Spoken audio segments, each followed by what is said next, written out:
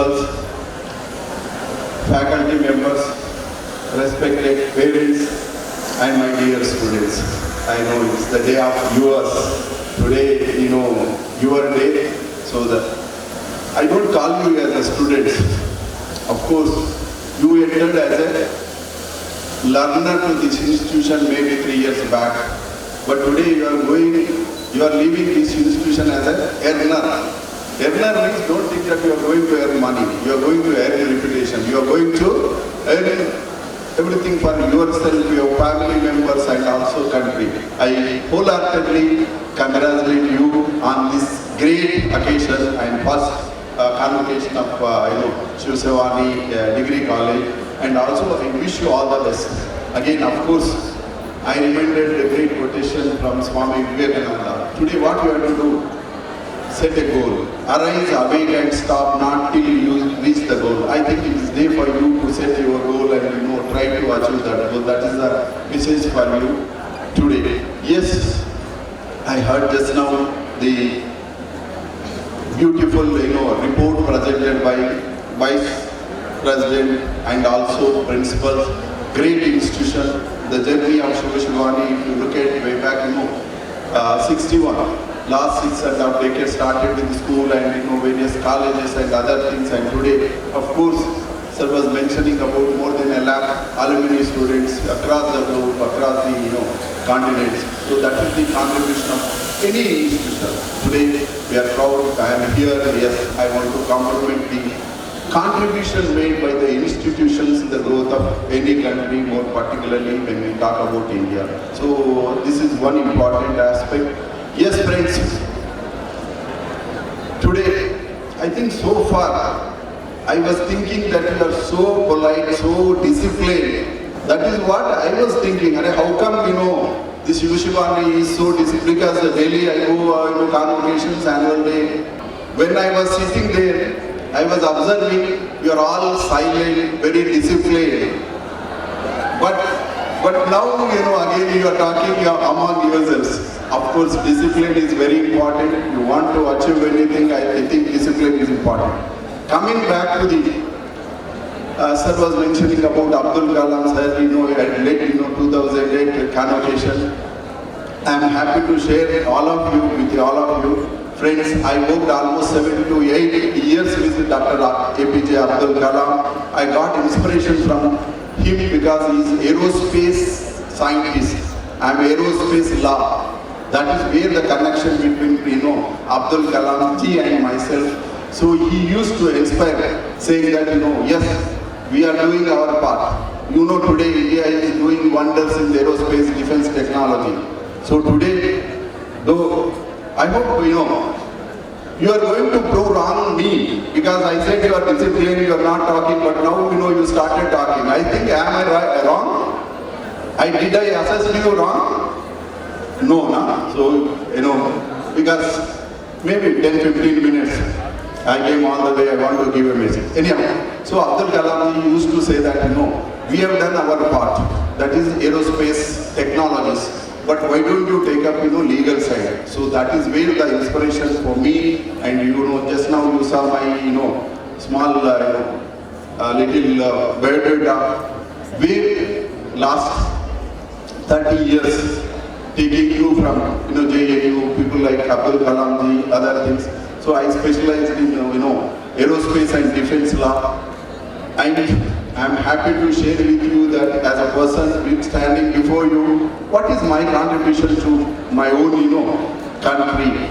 If you ask me, my contribution is today India does not have space legislation, but last 3 decades was trying to convince the successive, ISRO chairmen and other people.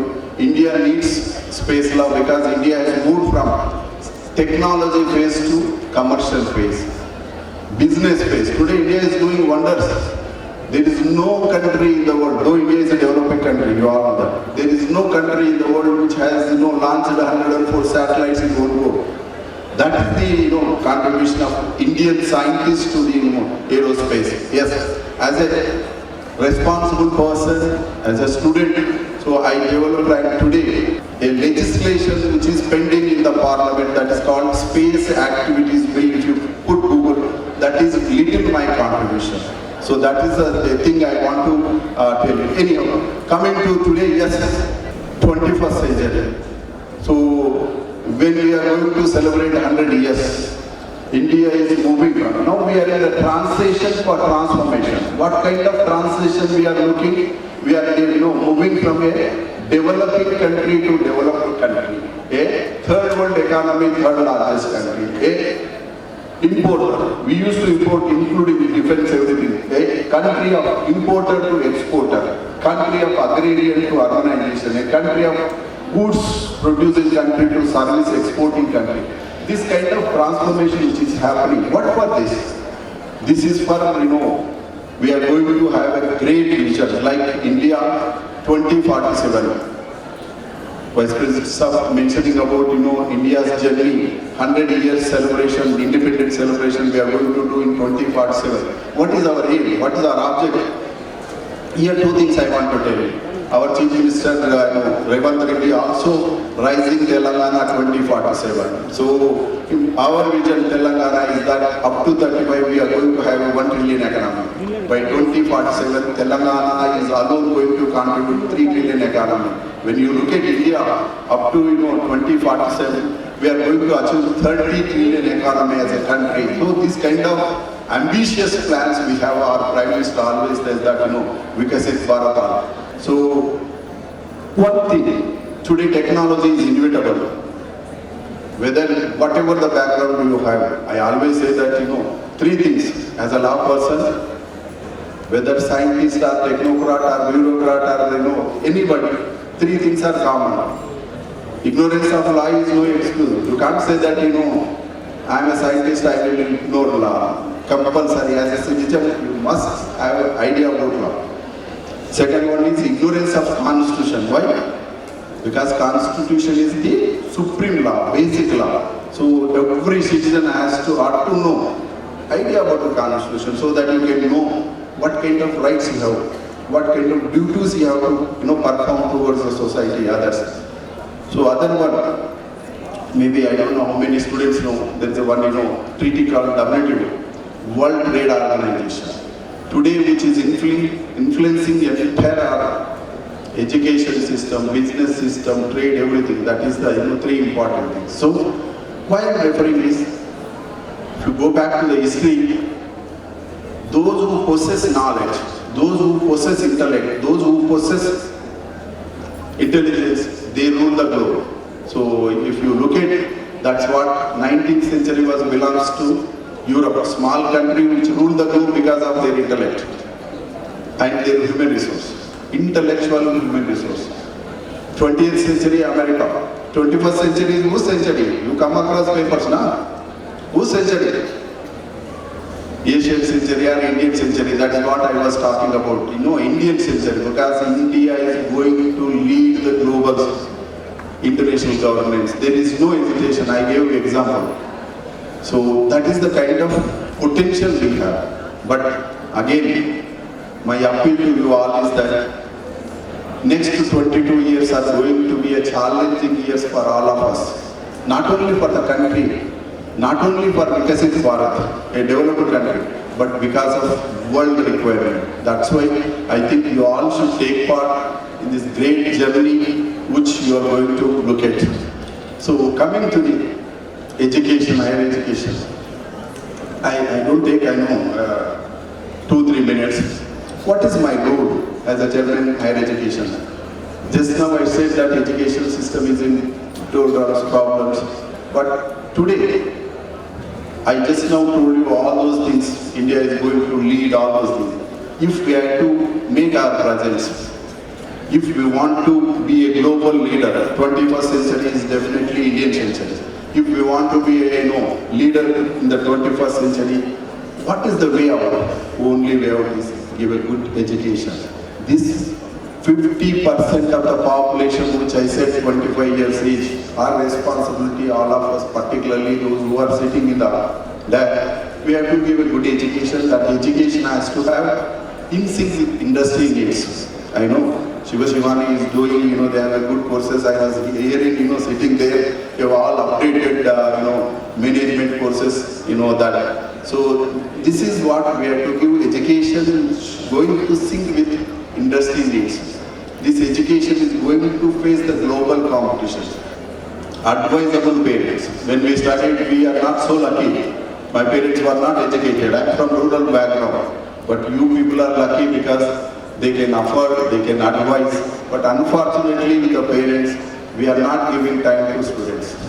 This is my comment. Generally, we are giving money, pocket money, this money, that money, whatever they ask. But unfortunately, we are not giving it time. Unless we don't give time to our children, it's not going to serve the purpose. So, my appeal to all parents sitting here, so we have to give time to our wards also. Then my advice to faculty, yes, today faculty members, I heard just now, the faculty is the backbone and whatever today you are because, whatever I am because of my faculty, my teachers. But today, we as a faculty members, because I am also a teacher, confronting with challenges with the students who are having a tech-savvy background. I just now told you, whatever I am speaking, you can Google it and if I am wrong, you can say. That is the kind of tech-savvy students we are facing. That's why upgradation of faculty is important. Finally, the institutions like Sivani, I think it is our time to give back to the society. I know. What do you mean by that? Because institutions, educational institutions have a time, talent, freedom. So we have to take up the tasks which society is facing, the challenges which societies are facing, and we have to give back to the society. So friends, I know it's what supposed to allotted time I am up. So lastly, I think before I thank, so always I end with one famous quotation by Ratan Tata. He always says that single minute won't change in your life, but utilization of every minute definitely change your life. Unquote. Thank you everyone for giving me this opportunity.